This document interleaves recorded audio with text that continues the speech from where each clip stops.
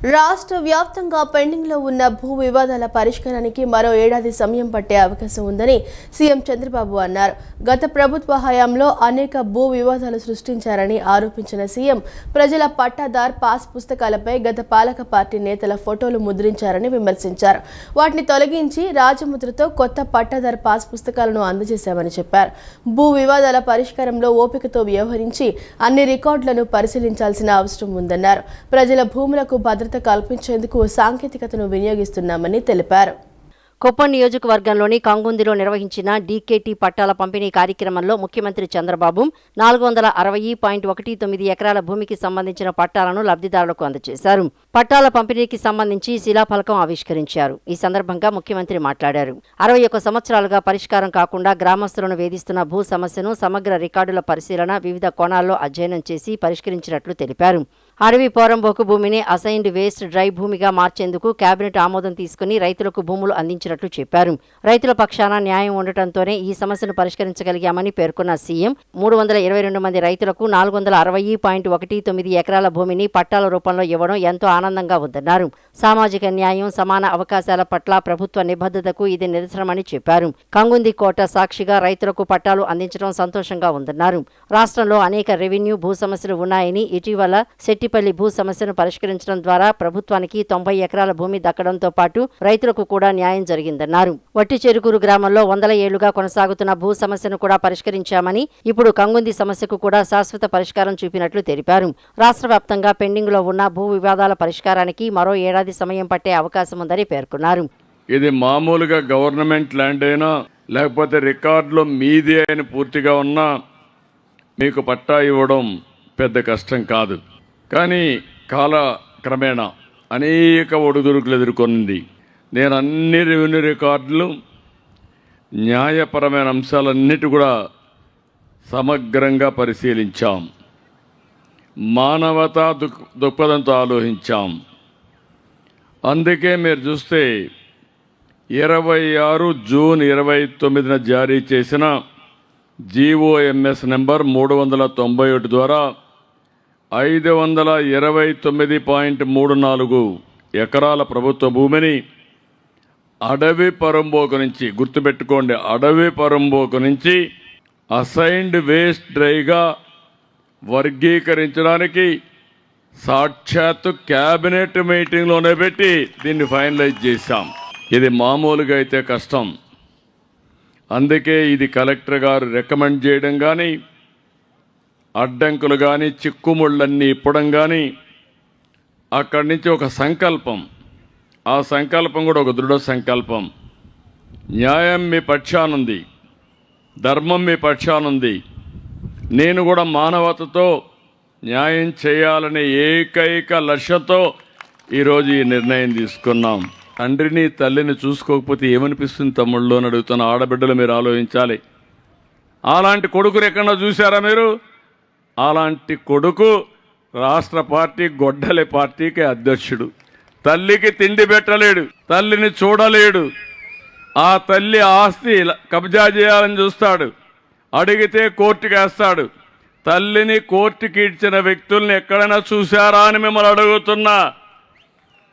మీరు అలాంటి వాళ్ళని ఆదర్శంగా తీసుకోవద్దండి.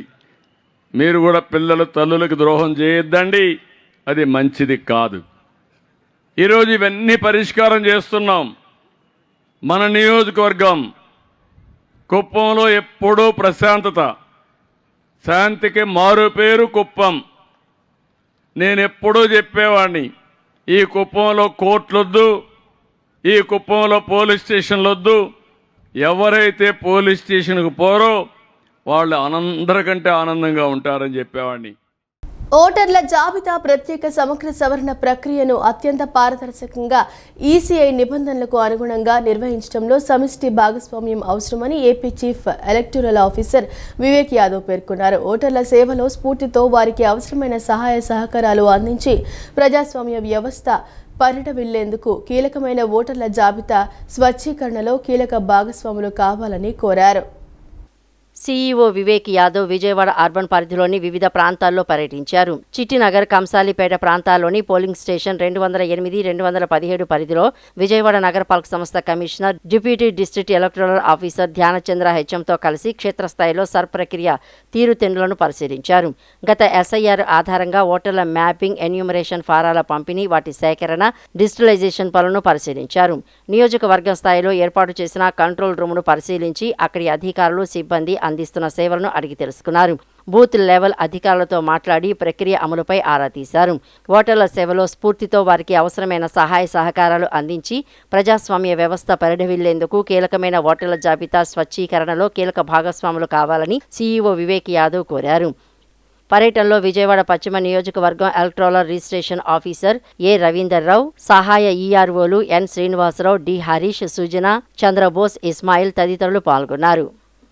వచ్చే ఏడాది జూన్ 26 నుంచి జరగనున్న గోదావరి పుష్కరాలకు ప్రాథమికంగా 15,000 కోట్లు కేటాయించాలని సీఎం చంద్రబాబు సూచనప్రాయంగా అంగీకరించారని పురపాలక శాఖ మంత్రి పి నారాయణ చెప్పారు.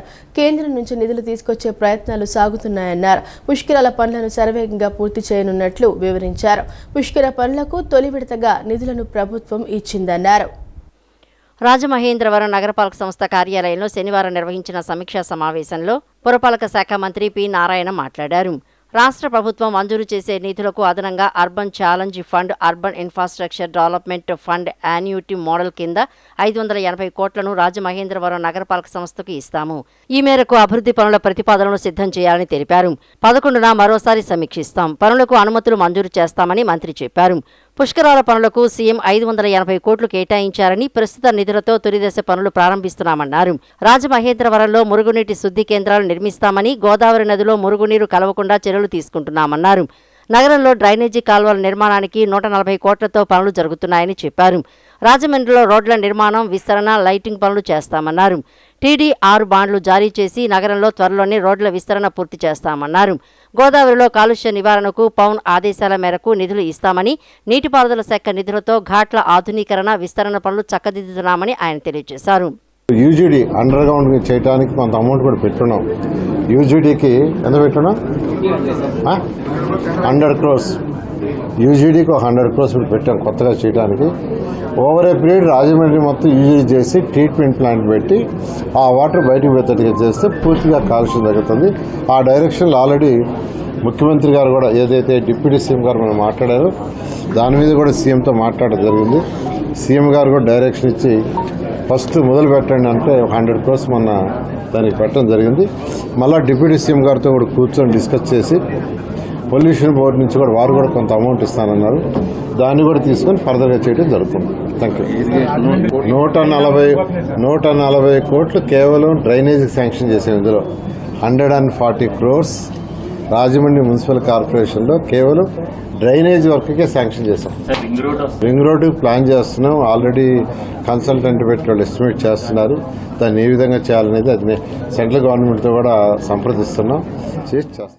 సామాజిక మాధ్యమాల్లో జస్ట్ ఆస్కింగ్ అంటూ గొంతు చించుకునే సినీ నటుడు ప్రకాష్ రాజ్ మత ఘర్షణలు సృష్టించేలా మాట్లాడే యూట్యూబర్ రావణ్ మధ్య అపవిత్ర బంధం ఉందని, వారిద్దరూ కలిసి కూటమి ప్రభుత్వంపై డిప్యూటీ సీఎం పవన్ కళ్యాణ్పై కుట్రపూరిత డిబేట్లు నడుపుతున్నారని పర్యాటక శాఖ మంత్రి కందుల దుర్గేష్ ఆరోపించారు.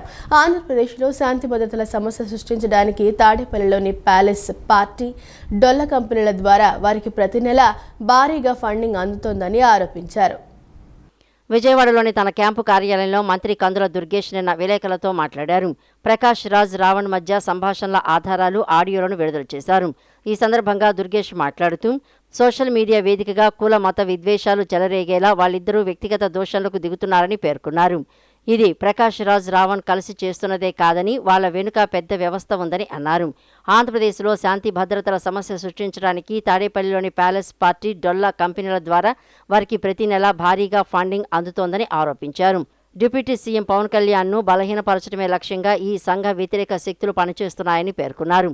తెర వెనుక ఉన్న అసలు కుట్రదారుల బండారాన్ని త్వరలోనే పోలీసులు ఛేదిస్తారని స్పష్టం చేశారు. 2019-24 మధ్య రాష్ట్రంలో జరిగిన ప్యాలెస్ అకృత్యాలు, దారుణాలపై ప్రకాష్ రాజ్ ఎందుకు నోరు మెదపలేదని దుర్గేష్ ప్రశ్నించారు. హిందూ ఆలయాలపై దాడి చేసిన సమయంలో జస్ట్ ఆస్కింగ్ ఏమైందని ప్రశ్నించారు. ప్రకాష్ రాజ్ విమర్శల స్థాయి అయితే తమ నాయకుడు పవన్ కళ్యాణ్ విశ్వసనీయత అని పేర్కొన్నారు. ప్రకాష్ రాజ్ గారు 2019 నుంచి 24 వరకు ఏ ప్యాలెస్ మీ గొంతుకి తాళం వేసింది? అప్పుడు ఎందుకు జస్ట్ టాస్కింగ్ అని మాట్లాడలేకపోయారు? అయినా అవసరం లేనప్పుడు ఏదో రకమైన ఘర్షణ సృష్టించడానికి జస్ట్ టాస్కింగ్ వస్తుంది తప్పితే బయటికి, లేకపోతే ఏ రోజు మాట్లాడినటువంటి పరిస్థితిని మనం చూస్తూ ఉన్నాం. ఇలాంటి వ్యక్తుల్ని మనం ఖచ్చితంగా అడ్డుకోవాలి. ఈ విధానాన్ని బయటికి తీసుకొచ్చి తద్వారా వీళ్ళు చేస్తున్న ప్రయత్నాన్ని కూడా మనం పూర్తిగా నిర్మూలించడానికి ప్రయత్నించాలనేటువంటి మాటని మేము ప్రత్యేకంగా మనవి చేస్తూ, ఇప్పటికైనా కూడా ప్రకాష్ రాజుని నేను ఒకటే కోరుతా ఉన్నాను, అవసరమైనప్పుడు ఎప్పుడూ కూడా మీ గొంతు జస్ట్ టాస్కింగ్ అని అడగలేదు. ఘర్షణలు రేకెత్తించడానికే మీ గొంతు పైకి లేస్తుంది. ఇలాంటి ఘర్షణలు రేకెత్తించేటువంటి ధోరణి కొనసాగిస్తే ఖచ్చితంగా చట్టపరంగా మీ మీద కూడా చర్యలు తీసుకునేటువంటి అవకాశం సంపూర్ణంగా ఉందనేటువంటి మాటను కూడా తెలియజేస్తూ, పోలీసు యంత్రాంగాన్ని కూడా నేను ప్రత్యేకంగా కోరుతా ఉన్నాను, మీరు చట్ట ప్రకారం చేయాల్సిన పనులు చేయండి. ఈ రకంగా వాళ్ళు ఏదైతే ఘర్షణ వాతావరణాన్ని సృష్టించడానికి ప్రయత్నిస్తున్నారో దాన్ని పూర్తి స్థాయిలో నిలువరించడానికి ప్రయత్నం చేయాల్సిందిగా కోరుతా ఉన్నాను. జిల్లాలో ఓటర్ల జాబితా ప్రత్యేక సమగ్ర సవరణ ప్రక్రియను ఈసీఐ మార్గదర్శకాలకు అనుగుణంగా పారదర్శకంగా నిష్పక్షపాతంగా నిర్వహిస్తూ దోషరహిత ఓటర్ల జాబితాను రూపొందించడం లక్ష్యంగా కృషి చేస్తున్నామని జిల్లా కలెక్టర్ డాక్టర్ జి లక్ష్మీశా అన్నారు. ఈ బృహత్తర కార్యక్రమంలో రాజకీయ పార్టీలు కూడా భాగస్వాములై సహకరించాలని కోరారు.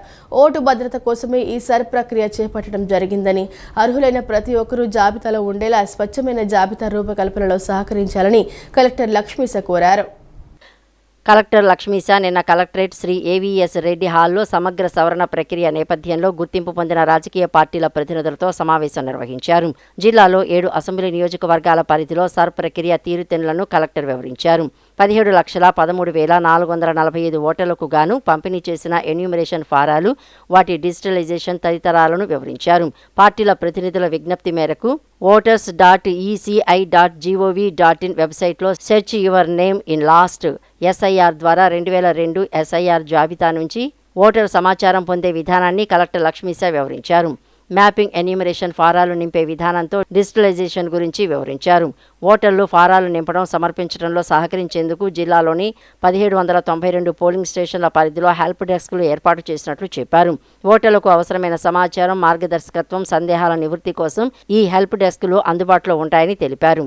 ప్రజలు ఈ సేవలను సద్వినియోగం చేసుకోవాలన్నారు. బిఎల్ఏలు కూడా ప్రక్రియపై ఉన్న అవగాహనతో క్షేత్రస్థాయిలో సహాయ సహకారాలు అందించాలన్నారు. సమావేశంలో భాగంగా రాజకీయ పార్టీల ప్రతినిధుల సందేహాలను నివృత్తి చేసి వారి నుంచి సూచనలు స్వీకరించారు. ఎవరికైతే ఈ డిజిటైజ్ చేస్తున్నప్పుడు ఫారం ఫిలప్ చేయడానికి కానీ, లేదా ఏం ఫిలప్ చేయాలో తెలియదని అన్నప్పుడు కానీ, లేదా ఎక్కడ ఇవ్వాలి తెలియట్లేదు, లేదా బిఏలో వచ్చినప్పుడు నేను ఇంటి దగ్గర లేదు, నేను పనికి వెళ్ళిపోతున్నాను, ఇటువంటి వాళ్ళకి అనుకూలంగా ఉండాలి. ఇటువంటి వాళ్ళకి అందుబాటులో పెట్టడానికి ప్రతి బూత్ లెవెల్లో రెండు హెల్ప్ డెస్క్ కూడా పెట్టున్నాము. ఆ హెల్ప్ డెస్క్లో వెళ్ళి వాళ్ళు ఫారం ఇవ్వచ్చు, ఫారం అక్కడ కూర్చొని అక్కడ ఉన్న స్టాఫ్తో మాట్లాడి ఫిలప్ చేయించుకోవచ్చు. సో ఇవన్నీ చేసి కంప్లీట్గా ప్రతి ఒక్క ఓటర్ కూడా వాళ్ళ ఓటర్కి ఎక్కడ ఇబ్బంది లేకుండా, వాళ్ళ ఓటర్ మంది తొలగిపోయింది, లేదా తీసేశారు, లేదా వదిలేశారు అనే అపోహలు లేకుండా కంపల్సరీగా ఓటు భద్రపరుచుకునే కార్యక్రమంలో ఇటువంటి హెల్ప్ డెస్క్ కూడా పెట్టడం జరిగింది. ఈ అవకాశాన్ని దయచేసి అందరూ సద్వినియోగం చేసుకోండి. మీకు ఏం డౌట్ ఉన్నా కూడా మీకు ఇచ్చిన ఫారంలో పైన బిఎల్ఓ పేరు అలాగే బిఎల్ఓ నంబర్ ఉంటుంది. ఆ నంబర్కి ఫోన్ చేసి కూడా ఇన్ఫర్మేషన్ మీరు అందచేయచ్చు. ఆ ఇన్ఫర్మేషన్ అక్కడి నుంచి తీసుకోవచ్చు. ఏ టైంలో బిఎల్ఓకి వెళ్ళి ఇవ్వాలనేది కూడా తెలుసుకోవచ్చు. అలాగే డిజిటైజేషన్ కూడా చేయించుకోవచ్చు. సమావేశంలో ఎం లక్ష్మీ నరసింహంతో పాటు P Harikrishna, Kakani Tarun, P Daniel, DV Krishna, Y Anjaneyareddy, G Sundarpal తదితరులు పాల్గొన్నారు. రాజధానిపై పూటకు మాట మారుస్తున్న వైకాపా అధినేత జగన్ను ఏమనాలని గిరిజన సంక్షేమ శాఖ మంత్రి గుమ్మిడి సంధ్యారాణి ధ్వజమెత్తారు. జగన్ అండతోనే గుడివాడ అమర్నాథ్ లాంటి వాళ్లు మహిళల వ్యక్తిత్వ హననానికి పాల్పడుతూ అనుచిత వ్యాఖ్యలు చేస్తున్నారని మండిపడ్డారు. మంగళగిరిలోని టీడీపీ కేంద్ర కార్యాలయంలో నిన్న ఆమె విలేకరులతో మాట్లాడారు. మహిళా కమిషన్ విచారణకు పిలిస్తే క్షమాపణలు చెప్పాల్సింది పోయి తన వ్యాఖ్యల్ని అమర్నాథ్ సమర్థించుకోవటం సిగ్గుచేటన్నారు. సొంత తల్లి, చెల్లిని ఇంట్లో నుంచి గెంటేసిన వ్యక్తి సారథ్యంలో నడుస్తున్న పార్టీలోని నాయకులు ఇలాగే మాట్లాడతారు అని సంధ్యారాణి మండిపడ్డారు. అభివృద్ధి, సంక్షేమం రెండు కళ్ళుగా గౌరవ ముఖ్యమంత్రి నారా చంద్రబాబు నాయుడు గారు ముందుకు తీసుకువెళ్తున్నారు అని అందరూ గర్వంగా చెప్పుకునే పరిస్థితి కూడా ఈరోజు ఉంది. ఎందుకంటే విధ్వంసకర పరిపాలన నుంచి వికాసమైన పరిపాలనకు వచ్చాం. దౌర్జన్యమైన పరిపాలన నుంచి మనం ఈరోజు ప్రశాంతంగా గుండెల మీద చెయ్యి వేసుకొని బ్రతకగలగమనే పరిస్థితికి వచ్చామని ప్రజలు చక్కగా ఉన్నారు. అయితే ఈ 2 సంవత్సరాల పరిపాలన విషయానికైతే ప్రజలందరూ కూడా సంక్షేమ అభివృద్ధి కార్యక్రమం పక్క తీసుకుంటున్నారు, సూపర్ 6 పక్క తీసుకుంటున్నారు. అన్ని శాఖల్లో కూడా అభివృద్ధి జరుగుతుంది. గౌరవ ముఖ్యమంత్రి గారు, గౌరవ ఉప ముఖ్యమంత్రి గారు, గౌరవ విద్యాశాఖ మంత్రి లోకేష్ బాబు గారు రాష్ట్రం మొత్తం తిరుగుతున్నారు. దానివల్ల ఎక్కడైనా సమస్యలుంటే వెంటనే పరిష్కార దిశగా వెళ్తున్నాయి. ప్రజలు ఎప్పుడైతే సంతోషంగా ఉన్నారో, ప్రజలు ఎప్పుడు నవ్వుతూ ఉంటారో, మీరు ఒక సినిమా చూసి ఉంటారు. ఇక్కడ వీళ్ళు నవ్వుతూ ఉంటే అటుపక్క ఆయనకు నచ్చదు, వెంటనే ఆయనకి ఏడుపు వస్తుంది, కడుపు మండుతుంటుంది అన్నమాట. అంటే ప్రజలు 2 సంవత్సరాల నుంచి ప్రశాంతంగా ఉన్నారు కాబట్టి మళ్ళీ ఏదో ఒక అల్లకొల్లోలం క్రియేట్ చేయాలి, ఏదో ఒకటి మనం మాట్లాడాలి, ప్రజల్లో ఒక అసంతృప్తిని క్రియేట్ చేయాలి అనే ఆలోచనతో ఎప్పుడు ఈ గొడ్డల పార్టీ అధినేత మావిగన్ సృష్టికర్త ఈయన ఎప్పుడు ఉంటాడు, మనకు తెలిసిన విషయమే. అయితే ఈ మధ్యకాలంలో ఆయన్ని ఎంత ఆదర్శంగా తీసుకుంటున్నారు అంటే ఆ పార్టీ లీడర్లు, ఒక ఆయనేమో మహిళల మేకప్ గురించి మాట్లాడితే ఇంకొక ఆయనేమో మహిళల పెళ్ళిళ్ళ గురించి మాట్లాడతాడు. సమాజంలో జీవనం గడపడం అని అంటే పురుషులు స్త్రీలు అందరూ ఒకరి తోడు ఒక అవసరమైనటువంటి పరిస్థితి ఉంది ఇక్కడ. మాకెలాగైతే తండ్రి సంరక్షణలో, భర్త సంరక్షణలో, పిల్లల సంరక్షణలో వాళ్ళతో మేము ఎలా పెరుగుతున్నామో మీరు అలాగే పెరుగుతున్నారు. ఆడదంటే మీకు ఎందుకు అంత చులకన? రాష్ట్రంలోని సెకండరీ హెల్త్ పరిధిలోని ఆసుపత్రులను ప్రభుత్వం బలోపేతం చేస్తుందని వైద్య ఆరోగ్య శాఖ మంత్రి సత్యకుమార్ యాదవ్ తెలిపారు. వైకాపా ప్రభుత్వం 5 ఏళ్లలో సెకండరీ ఆసుపత్రుల్లో వైద్య పరికరాల కోసం 42 కోట్లు ఖర్చు చేస్తే కూటమి ప్రభుత్వం 2 ఏళ్లలో 72.81 కోట్లతో కొత్త పరికరాలు, సదుపాయాలు సమకూర్చినట్లు పేర్కొన్నారు. ఈ నిధులతో టెలిరేడియాలజీ, సిటీ, టిఫా స్కానర్లు, కలర్ డాప్లర్, అల్ట్రాసౌండ్ స్కానర్లు, ల్యాప్రోస్కోపీలతో పాటు నవజాత శిశువుల సంరక్షణకు యంత్రాలు, ప్రయోగశాల పరీక్షల పరికరాలను అందిస్తున్నట్లు తెలిపారు. కూటమి ప్రభుత్వం 2 ఏళ్లలో సెకండరీ ఆసుపత్రుల్లో 72.81 కోట్లతో కొత్త పరికరాల సదుపాయాలు సమకూర్చినట్లు మంత్రి సత్యకుమార్ యాదవ్ తెలిపారు. జిల్లా, ప్రాంతీయ సామాజిక మాతా శిశు సంరక్షణ ఆసుపత్రులకు ఆధునిక పరికరాలు సమకూర్చడంతో బోధనాసుపత్రులపై ఒత్తిడి తగ్గిందన్నారు.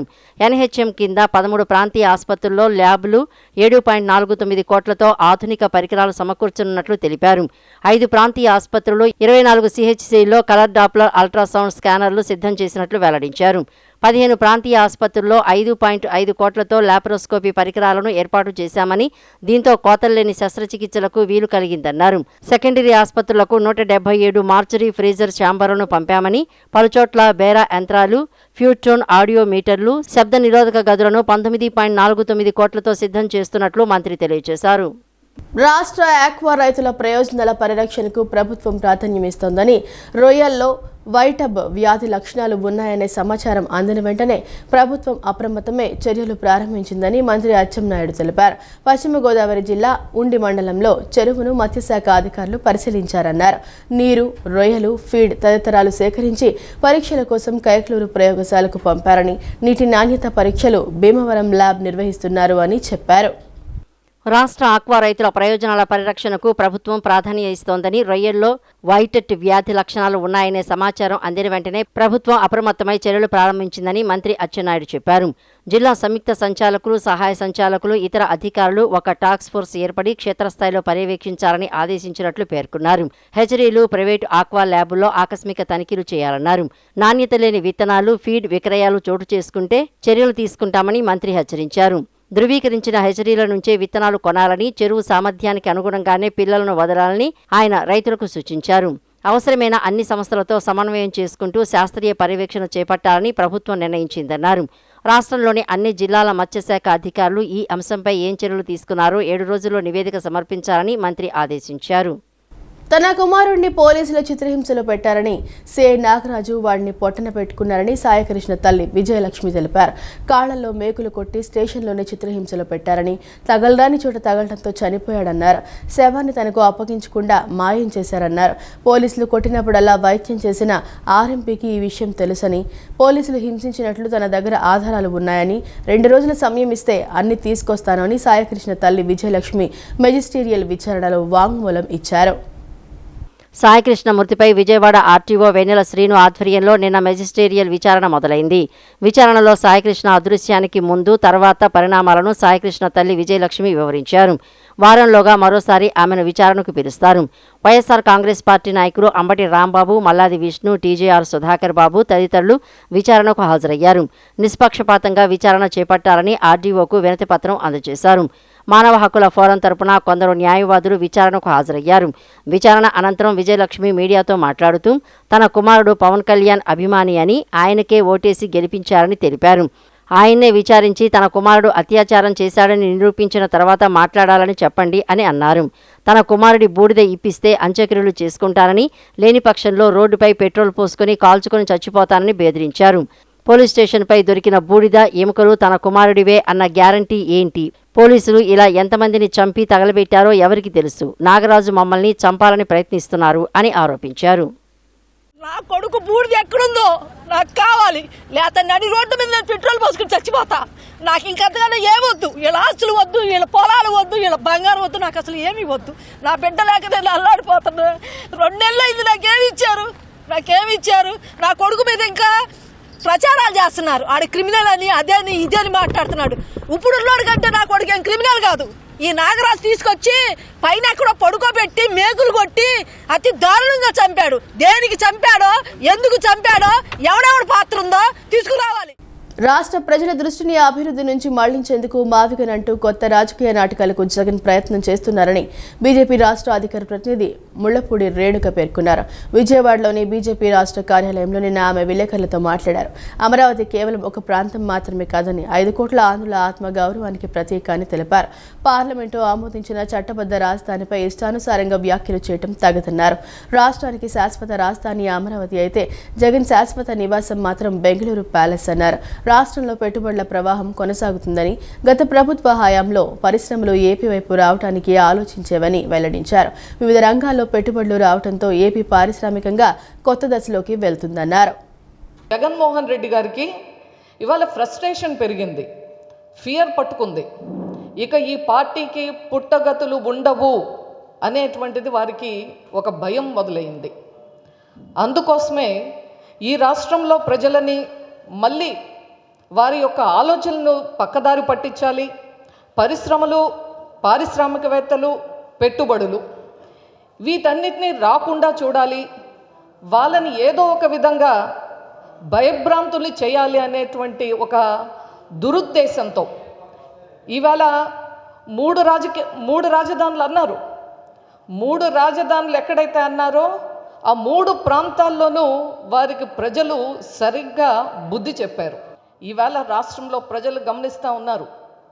మనందరం చూసాం, జగన్మోహన్ రెడ్డి గారికి చట్టసభలన్నా గౌరవం లేదు, చట్ట సభ్యులన్నా గౌరవం లేదు, చట్టాలన్నా గౌరవం లేదు.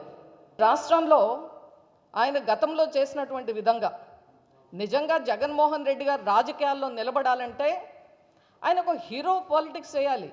హీరో పాలిటిక్స్ మానేసి ఒక విలన్ పాలిటిక్స్ చేస్తూ ఉన్నారు. ప్రజలు బుద్ధి చెప్పిన తర్వాత కూడా ఈ విధంగా మాట్లాడుతున్నారంటే ఇవాళ శాశ్వత రాజధాని అమరావతి, జగన్మోహన్ రెడ్డి శాశ్వత నివాసం బెంగళూరు ప్యాలెస్ అనేటువంటిది మాత్రం వాస్తవం. ఇది ఈ రోజే కాదు, భవిష్యత్తులో కూడా ఇది జరగబోయేది ఇదే అనేటువంటి విషయాన్ని ఈ సందర్భంగా తెలియజేస్తా ఉన్నాను. కృష్ణా జిల్లా పామరులో గురజాడ చెరువు మట్టితో లంకపై మాజీ ఎమ్మెల్యే కైలే అనిల్ కుమార్ చేస్తున్న ఆరోపణలను ఖండిస్తున్నామని ఎమ్మెల్యే వర్ల కుమార్ రాజా అన్నారు. గురజాడ మట్టి తవ్వకాలపై మాజీ ఎమ్మెల్యే అవగాహన రాహిత్యంతో మాట్లాడుతున్నారన్నారు. నియోజకవర్గంలో అభివృద్ధి జరుగుతోందని అది చూసి ఓర్వలేకే కైలే బురద చల్లే ప్రయత్నం చేస్తున్నారని అన్నారు. కృష్ణా జిల్లా పామరులోని టీడీపీ కార్యాలయంలో ఏర్పాటు చేసిన విలేకరుల సమావేశంలో ఎమ్మెల్యే వర్ల కుమార్ రాజా మాట్లాడుతూ గురజాడ మట్టి తవ్వకాలపై మాజీ ఎమ్మెల్యే అవగాహన రాహిత్యంతో మాట్లాడుతున్నారని అన్నారు. ప్రెస్ మీట్లో కైలే పక్కనే ఉన్న గురవయ్య ఈ చెరువులోని మట్టిని ఎక్కువ శాతం తోలుకున్నారని, ఆ విషయంపై ఆయన్ను ప్రశ్నించారని ఎమ్మెల్యే తెలిపారు. నియోజకవర్గంలో అభివృద్ధి జరుగుతోందని అది చూసి ఓర్వలేకే కైలే బురద జల్లే ప్రయత్నం చేస్తున్నారన్నారు. కొమరవోలు కాల్వ అభివృద్ధిపై అడిగి తెలుసుకోవాలని పేర్కొన్నారు. అక్కడికి వెళ్లి విమర్శిస్తే రైతులే బుద్ధి చెబుతారన్నారు. తన సొంత కుటుంబ విషయాల్లో జోక్యం చేయటం తగదని, తన కుమార్తె ఆస్ట్రేలియా చదువులపై మరోసారి మాట్లాడితే తగు బుద్ధి చెబుతానని మాజీ ఎమ్మెల్యే కైలేను హెచ్చరించారు. నేను కైలే అనిల్ కుమార్ ఒకటే సవాల్ విసురుతున్నా. పిచ్చి ప్రలాపనలో మాట్లాడటం కాదు, ఏది పడితే అది మాట్లాడటం కాదు. నువ్వు తేలేకపోయావు, రైతు పక్షాన ₹1 నిధులు నువ్వు తేలేకపోయావు. ఈరోజు 7,75,00,000 ఫుల్ కొమరోల్ డ్రైన్లో పామర్ నియోజకవర్గానికి సంబంధించి 2,30,00,000, గుడివాడకి సంబంధించి 4 కోట్లు, కైకలూరుకి 1,50,00,000, మనది 2,30,00,000. కానీ మొత్తం కొమరోల్ డ్రైన్ 3 నియోజకవర్గాలకి మేలు చేశాం. మేడం గారు ఇవ్వడంతో డ్రైన్ మొత్తం చేయాలి కాబట్టి 3 నియోజకవర్గాలకు మేలు చేశాం. నేను ఓపెన్ ఛాలెంజ్ చూస్తున్నా, గొల్లేపల్లి కానీ, పెదమద్దాలు కానీ, కొమరవోలు కానీ, అక్కడ ఏదైనా రైతు దగ్గరికి వెళ్ళి కొమరోల్ డ్రైన్లో అన్యాయం జరిగిందా, మీరు సంతోషంగా ఉన్నారా లేదా, మీకు న్యాయం జరిగిందా అన్యాయం జరిగిందా అని నువ్వు ప్రశ్నించగలవా? గురజాడలోని శ్మశాన వాటికలకి, గురజాడలోని గుళ్ళకి, గురజాడలోని బళ్ళుకి, గురజాడలోని ఇళ్ళకి అందరికీ బ్రహ్మాండంగా మట్టి తోలి, చెరువులకి మెరకలు తోలి, మిగిలిన ఏమైనా ఉంటే బయటికి అమ్ముకున్న మాట వాస్తవం. కానీ ఇక్కడ నేను ఒకటే సూటి ప్రశ్నిస్తున్నా. కైలా అనిల్ కుమార్ ఇందాక మాట్లాడినప్పుడు తన కుడివైపున ప్రెస్ మాట్లాడుతున్నప్పుడు తన కుడివైపున ఉన్న వ్యక్తి గురవయ్య గారు, అక్కడున్న వైసీపీ నాయకుడు. వీటిలో అత్యధికం తోలుకుంది, మెరక పొలానికి తోలుకుంది, ఇంటి ముందు ఇప్పటికీ గుట్టలో ఉన్నది ఆయన ఇంటి ముందే. నాయకులు గణేష్, జనసేన, నరేష్, సుబ్రహ్మణ్యం, రామాంజనేయులు తదితరులు ఈ సమావేశంలో పాల్గొన్నారు. రాజధానిపై జగన్కు కనీస అవగాహన లేదని 20 సూత్రాల కార్యక్రమాల అమలు చైర్మన్ లంకా దినకర్ మండిపడ్డారు. మావిగన్ తూటాలేని గన్ అని, అది పేలదంటూ సెటైర్ విసిరారు. నిన్న 3 రాజధానులు మా నినాదం అన్నారు, ఈరోజు మావిగన్ మా నినాదం అన్నారు. రేపు ఏమిటో అర్థం కాని అయోమయం జగన్నాథం మా నినాదం అనే విధంగా జగన్ తీరు ఉంది అంటూ వ్యాఖ్యానించారు. ప్రధాని నరేంద్ర మోదీ సంకల్పం వికసిత్ భారత్, ముఖ్యమంత్రి చంద్రబాబు నాయుడు ధ్యేయం స్వర్ణ ఆంధ్రప్రదేశ్ అని అన్నారు. జగన్ సంకల్పం, ధ్యేయం మాత్రం వినాశక ఏపీ అంటూ మండిపడ్డారు. అన్ని ప్రాంతాలని సర్వతోముఖాభివృద్ధిగా కార్యాచరణ తీసుకుని ముందు వెళ్లే ప్రయత్నం డబుల్ ఇంజిన్ సర్కార్ చేస్తూ ఉంటే రాష్ట్రంలో ఈ అంశాలన్నీ కూడా చర్చకి రాకూడదు, ప్రజలకి మంచి జరుగుతున్న విషయాన్ని సానుకూలంగా వెళ్ళకూడదనే ఉద్దేశంతో జగన్ పేలని గన్నుని, మావి గన్ను తీసుకొని పదే వచ్చి విజయవాడలో ప్రెస్ మీట్ పెట్టి మాట్లాడటము, అసందర్భోచితంగా మాట్లాడటము, ప్రజల్ని పక్కదో పట్టించేటటువంటి విధంగా మాట్లాడుతున్నారు. ఇది ఏమాత్రం మంచిది కాదు. డబుల్ ఇంజిన్ సర్కార్ ప్రధానమంత్రి నరేంద్ర మోడీ గారు, ముఖ్యమంత్రి చంద్రబాబు నాయుడు గారి యొక్క ధ్యేయము ఏదైతే ఉందో, ప్రధానమంత్రి గారి సంకల్పం వికసిత్ భారత్ లో స్వర్ణాంధ్రని భాగస్వామ్యం చేసేటటువంటి విధంగా ముఖ్యమంత్రి గారు అడుగులు వేస్తా ఉన్నారు. దానికి కేంద్ర ప్రభుత్వం తమ యొక్క సహాయ సహకారాన్ని పూర్తిగా అందిస్తున్నటువంటి పరిస్థితి. ఇటువంటి అసత్య ప్రచారాన్ని మానుకొని ఏదైతే అన్ని ప్రాంతాలు రాష్ట్రంలో ఇవాళ 28 జిల్లాలు ఉన్నాయి, ప్రతి జిల్లాకి ఉన్నటువంటి ప్రత్యేకతను చాటే విధంగా ఒకవైపు పోలవరాన్ని పూర్తి చేసుకుంటూ రాష్ట్రం మొత్తం కూడా రాయలసీమ, అలాగే కోస్తాంధ్రకి సంబంధించి ముఖ్యంగా పశ్చిమ ప్రాంతంలో ఉన్నటువంటి వెనకబడినటువంటి ప్రాంతాలు అన్నీ కూడా సమృద్ధిగా సాగునీరు అలాగే త్రాగునీరు అందించేటటువంటి విధంగా కార్యాచరణ తీసుకొని ముందుకు వెళ్తున్నటువంటి ఇటువంటి వాటిని ఏ విధంగా ఎటువంటి అడ్డంకులు లేకుండా రాష్ట్రానికి మంచి జరగాలో సలహాలు సంప్రదింపులు ఇచ్చేటటువంటి విధంగా జగన్మోహన్ రెడ్డి గారు ఉండాలి. కానీ ఈ విధంగా వినాశకారమైనటువంటి విధానాలతో ముందుకు వెళ్తే ఇప్పుడు 11 స్థానాల్లో నుంచి ఒక స్థానానికి దిగజారిపోయేటటువంటి పరిస్థితి భవిష్యత్తులో ఉంటుంది. యువ హీరో కిరణ్ అబ్బవరం నటించిన చెన్నై లవ్ స్టోరీ విజయవంతం కావాలని మంత్రి కందుల దుర్గేష్ ఆశాభావం వ్యక్తం చేశారు. కిరణ్ ఈ మధ్యకాలంలో నటించిన చిత్రాలన్నీ విజయవంతం కావడం సంతోషంగా ఉందన్నారు. ఆయన నిర్మాతగా మారి చిత్రాలు నిర్మించడం అభినందనీయమని అన్నారు. హీరో కిరణ్ అబ్బవరం నటించిన సరికొత్త చిత్రం చెన్నై లవ్ స్టోరీలోని హొయిలా హొయిలా పాట ఆవిష్కరణ అభిమానుల కోలాహలం మధ్య విజయవాడలో ఘనంగా జరిగింది. గాంధీనగర్లోని రాజీవ్రాజ్ థియేటర్లో జరిగిన ఈ కార్యక్రమంలో ఉపసభాపతి రఘురామకృష్ణరాజు, సినిమాటోగ్రఫీ శాఖ మంత్రి కందుల దుర్గేష్ ముఖ్య అతిథులుగా పాల్గొని హొయిలా హొయిలా పాటను రిలీజ్ చేసి అనంతరం వీక్షించారు. ఈ సందర్భంగా వారు మాట్లాడుతూ యువ హీరో కిరణ్ అబ్బవరం నటించిన చెన్నై లవ్ స్టోరీ విజయవంతం కావాలని ఆశాభావం వ్యక్తం చేశారు. కిరణ్ ఈ మధ్య కాలంలో నటించిన చిత్రాలన్నీ విజయవంతం కావడం సంతోషంగా ఉందన్నారు. ఆయన నిర్మాతగా మారి చిత్రాలు నిర్మించడం అభినందనీయమన్నారు. మరి 9-10 హిట్ సినిమాలు వచ్చినప్పటికీ కూడా చాలా సాత్వికంగా ఉండే మంచి వ్యక్తి అతను. అంటే మన తెలుగు అబ్బాయి, మన తెలుగు అమ్మాయి శ్రీగౌరి, చాలామంది అంత చక్కటి పేర్లు ఉంటే ఏ పిచ్చి పిచ్చిగా పేర్లు మార్చుకుంటూ ఉంటారు హీరోయిన్లు. అటువంటిది ఏమీ లేకుండా తల్లిదండ్రులు పెట్టిన పేరే ఉంచుకొని తను స్వతహాగా కర్ణాటక సంగీతం నేర్చుకున్న గాయని. తను ఆ పాట హమ్ చేసింది. నేను ఈ ప్రొడ్యూసర్స్కి డైరెక్టర్ రాజేష్ గారికి చెప్పేది ఏంటంటే, మళ్ళీ ఈ సినిమా సూపర్ హిట్ అయిన తర్వాత మీరు శ్రీదేవులతో సినిమా తీసినప్పుడు పాటలు మట్టి తనతోనే పాడించండి. ఒరిజినల్ సింగర్ కన్నా కూడా చాలా బాగా పాడిన మణిశర్మ గారు అంటే మెలోడీ బ్రహ్మ అనేటువంటి ఒక పేరు ఉంది. ఒకప్పుడు తెలుగు రాష్ట్రాల్లో ఉర్రు తొలగించినటువంటి అనేక సినిమాలకి ఆయన సంగీత దర్శకత్వం ఇచ్చారు. అటువంటి మణిశర్మ గారి సంగీత దర్శకత్వంలో అనంత శ్రీరామ్ గారి సింగిల్ కార్డ్ తోటి ఈ సినిమాలో పాటలు రావడం జరిగింది. ఒకటే ఈ సందర్భంగా నేను గమనించింది 2-3 పాటల్లోనూ కిరణ్ అబ్బవరం గారిని చూస్తే మన పక్కింట్లో కుర్రోడ్ను మనతో కలిసిమెలిసి తిరిగేటువంటి ఒక సాధారణ యువకుడిగాను కనపడేంత అద్భుతమైనటువంటి నటనా చాతుర్యం ఆయనలో నాకు కనపడింది. ఆ రకమైనటువంటి నటనతోటి చాలా సింపుల్గా, ఎక్కడా కూడా ఓవర్గా లేకుండా సటిల్గా యాక్ట్ చేస్తూ మంచిగా కనపడేటువంటి అబ్బవరం గారికి నేను ఇందాక అడిగాను, ఇప్పుడు ఎన్ని సినిమాలు యాక్ట్ చేశారంటే ఇది 12వ సినిమా అని చెప్పారు. 12 కాదు 1200 సినిమాల్లో ఆయన నటించాలని మనస్ఫూర్తిగా కోరుకుంటూ. అనంతరం హీరోయిన్ గౌరీప్రియ మాట్లాడుతూ తాను నటించిన చిత్రాల్లో కన్నా ఈ చిత్రంలోని పాటలు తనకెంతో ఇష్టమని అన్నారు. ప్రతి పాట ఆహ్లాదకరంగా ఉంటాయని, యువతీ యువకులకు ఈ పాటలు ఖచ్చితంగా నచ్చుతాయని పేర్కొన్నారు. ప్రేక్షకులు ఈ చిత్రాన్ని వీక్షించి విజయవంతం చేయాలని కోరారు.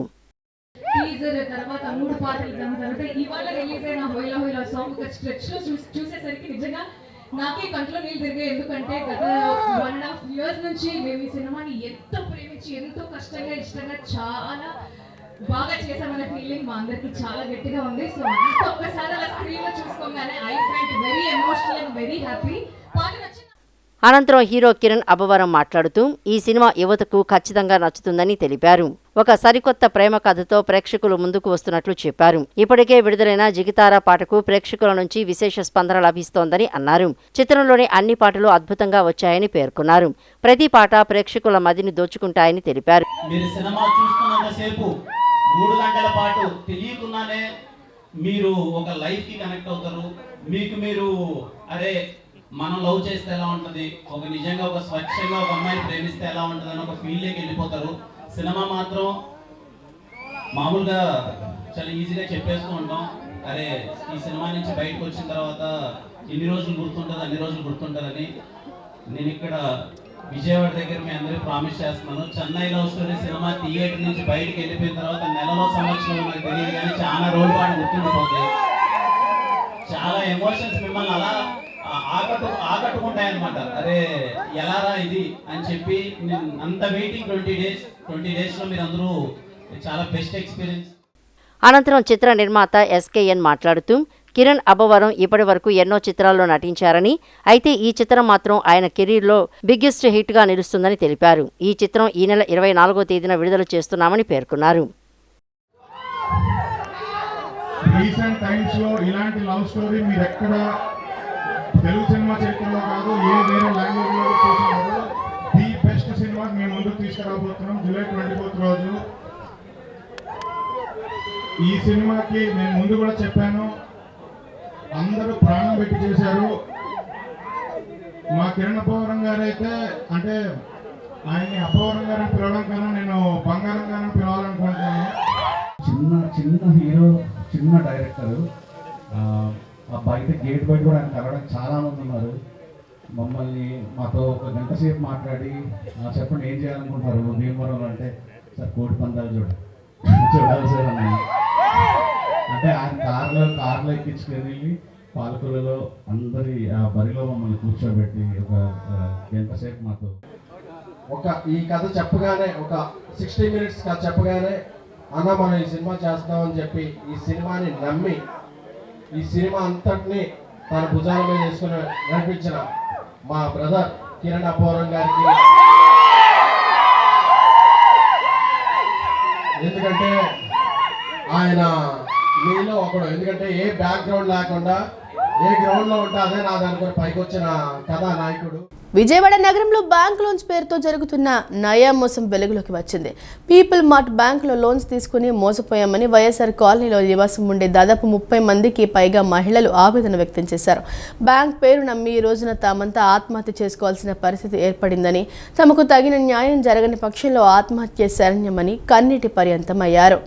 పీపుల్ మార్ట్లో లోన్స్ తీసుకుని మోసపోయామని వైఎస్ఆర్ కాలనీలో నివాసం ఉండే దాదాపు 30 మందికి పైగా మహిళలు తమ ఆవేదనను మీడియాకు వివరించారు. పీపుల్ మార్ట్ ప్రతినిధులు వెంకటేశ్వరరావు, ధనుంజయ్, లారెన్స్, నవదీప్, శారద అనే స్థానిక మహిళలతో కలిసి తమను మోసం చేశారని కన్నీటి పర్యంతమయ్యారు. పీపుల్ మార్ట్ బ్యాంకులో ఒక్కొక్కరికి 2 లక్షల రూపాయల లోన్ మంజూరైందని, లోన్ కోసం తమ వద్ద నుండి మనిషికి 4 బ్యాంకు చెక్కులను పూచీకత్తుగా తీసుకున్నారని చెప్పారు. అయితే తమకు 2 లక్షల రూపాయలు ఇవ్వకుండా తమ వద్ద ఉంచితే నెల నెలా వడ్డీ రూపంలో కొంత సొమ్ము ఇస్తామని నమ్మబలికారని అన్నారు. కొంతకాలం గడిచిన తర్వాత తాము మోసపోయామని గ్రహించామని స్థానిక మహిళను నిలదీసి అడిగామని చెప్పుకొచ్చారు. అయితే శారద అనే మహిళ ఇప్పుడు తమకు వ్యతిరేకంగా మాట్లాడుతున్నారని, తాము ఇచ్చిన చెక్కులను తిరిగి ఇవ్వమని అడిగితే ఆత్మహత్య చేసుకుంటారని బెదిరిస్తున్నారని వాపోయారు. బ్యాంకు పేరు నమ్మి ఈ రోజున తామంతా ఆత్మహత్య చేసుకోవాల్సిన పరిస్థితి ఏర్పడిందని ఆవేదన వ్యక్తం చేశారు. తమకు తగిన న్యాయం జరగని పక్షంలో ఆత్మహత్య శరణ్యమని పేర్కొన్నారు. లోన్ బాధితులు చింత అన్నపూర్ణ, బత్తుల సల్మా, శాంతమ్మ, పల్లపు రమణ, ఆమని శాంతమ్మ, కాజా షేక్ తదితరులు తమ సమస్యలను మీడియా ముందు ఉంచారు. 2 లక్షలు లోన్లు పెట్టిద్ది, నామినీ లేకుండా లోన్లు పెట్టేస్తుంది, చేసేస్తారు వాళ్ళు. సార్లే సంతకాలు పెట్టేసుకొని మా చెక్కులు 4 చెక్కులు తీసుకుంటారు. ఏంటి ఆ చెక్కులు తీసుకుని వాళ్ళే డ్రా చేసుకుంటారు సార్. మేము కూడా బ్యాంకులకి వెళ్ళాం. అసలు ఏం జరుగుతుందో మాకే అర్థం కావట్లేదు. మాకు దగ్గర అసలు ఈ కాలనీలో సగం మంది లోన్లకు ఉన్నారు సార్. ఇప్పుడు మాత్రం ఒక 30 మంది దాకా వచ్చారు సార్. బాధితులు అందరూ 30 మంది దాకా ఉన్నారు. నోటీసులు కాదు సార్, ఫోన్లు వస్తున్నాయి సార్. చెక్కులు వేస్తాను, కోర్టుకి చెక్కులు వేస్తాను. ఈవిడే సార్ ఫోన్లు చేసి లోన్లు కట్టట్లేదు. శారదా గారు సార్, శారదా గారు ఇక్కడే 189లో ఉంటుంది సార్. ఆవిడ తీసుకొని క్లియర్ అయిపోయినా 46 వారాలు నేను కట్టేశాను సార్. 22,400 కట్టేశాను సార్. కట్టేస్తే ఇలాగ నేను కట్టేసిన తర్వాత క్లియర్ తీసుకెళ్తే 4 చెక్కులు తీసుకున్నాను సార్. 4 చెక్కుల్లో 2 చెక్కులు కూడా క్లియరెన్స్ వచ్చేస్తారు. ఇది తీసుకున్న తర్వాత నేను ఏమన్నానంటే, ఏం సార్ ఇలాగ జరుగుతుందంటే, నేను ఇప్పుడే మా ఈ లోన్కి 2 చెక్కులు తీసుకొని 2 చెక్కులు నాకు తెలియదు అని సార్ చెప్పారు సార్, ధనుష్ సార్ చెప్తే సార్ నేను ఇలా అని మరి తెల్లారి మా అమ్మ దగ్గరికి వెళ్తే, అమ్మ ఏంటో ఇలా అంటే మా అమ్మని బెదిరిస్తుంది సార్ ఫోన్ చేసి. నేను చెక్కులు వేస్తాను, నేను ఇది తాగేస్తాను, అది తాగేస్తానని చెక్కులు వేస్తుంది సార్. ఇలాగా 14 లక్షలు నేను ఆవిడకి ఇచ్చున్నాను. వాళ్ళ ఆయన గారు చనిపోయారని చేపకొకసారి 3 లక్షలు చొప్పున 8 లక్షలు క్యాష్, 5 లక్షలు చీట్లు పాడుకొని గత సంవత్సరంన్నర నుంచి రూపాయి బిళ్ళ కట్టట్లేదు. నాకు కట్టకపోగా గుమ్మం దగ్గరికి వెళితే బట్టలు చింపుకొని పోలీస్ స్టేషన్కి వెళ్తాను. ఎవరే నువ్వు, లంజా గింజా ఇలాంటి మాటలు తిడుతుంది సార్. నన్ను అసహ్యంగా బూతులు, అసలు మాట్లాడలేని మాటలు మాట్లాడుతుంది. అప్పులు ఇవ్వాల్సిన వాళ్ళు అందరూ గుమ్మం దగ్గరికి వచ్చేస్తున్నారు సార్. తలుపులు కొట్టేస్తున్నారు. కొంతమంది జనాలు ఇక్కడే ఉన్నారు నా మనుషులు, వాళ్ళకి నేను డబ్బులు ఇవ్వాలి. ఈ విషయంలో నాకు కొంచెం న్యాయం చేయండి సార్. ఈ వార్త ఇంతటితో సమాప్తం. మరో బులెటిన్తో మళ్ళీ కలుద్దాం. అంతవరకు సెలవు, నమస్కారం.